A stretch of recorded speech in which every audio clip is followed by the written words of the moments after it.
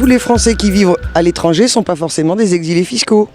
Ah, pas du tout. Il y a beaucoup de binationaux parce qu'on part à l'étranger parfois par amour, on part à l'étranger pour travailler, on part à l'étranger pour de multiples raisons, pour étudier. Il y a la question des travailleurs frontaliers aussi, qui est une question importante. Donc c'est pas que des exilés fiscaux. Mais les exilés fiscaux, évidemment, on essaiera d'aller les chercher.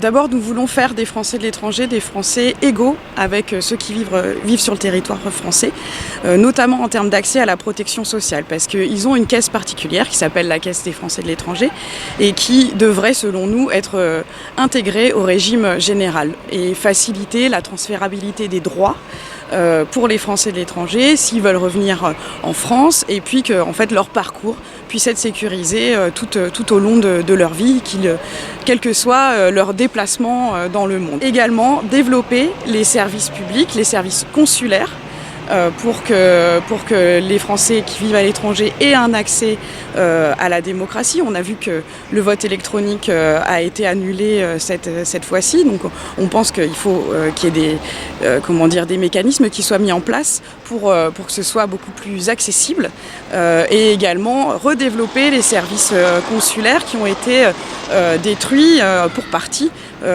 avec les vagues successives d'austérité, notamment la RGPP faite sous Sarkozy, mais qui n'a pas été rectifiée sous le gouvernement Hollande. Et le deuxième axe que nous allons développer, c'est la place de la France dans le monde, notamment en Europe, avec une voix forte pour changer l'Europe, pour en finir avec l'austérité, pour faire plus de démocratie en Europe. Ça, c'est un axe très important.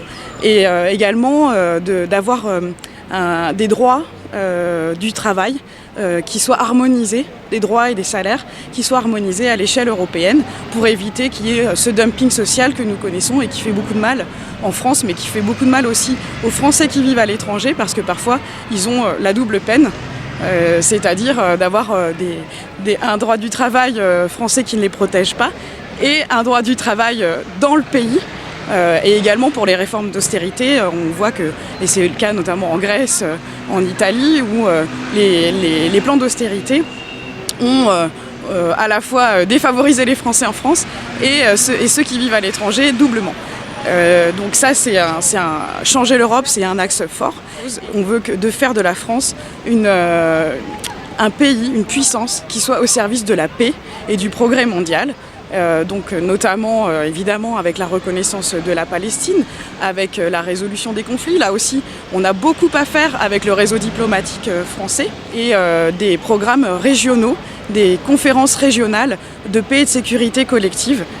Ça, c'est un point fort de notre programme pour le monde. Et évidemment, un monde de développement qui implique par exemple de faire ce qui a été proposé par les députés communistes et qui a été accepté par l'Assemblée nationale, de construire une COP fiscale mondiale pour lutter contre l'évasion fiscale et donc récupérer de l'argent pour faire du développement partout dans le monde. Et évidemment, ça permettra de limiter la concurrence entre les pays et de construire un monde des biens communs. Et ça, c'est notre projet pour le monde en général.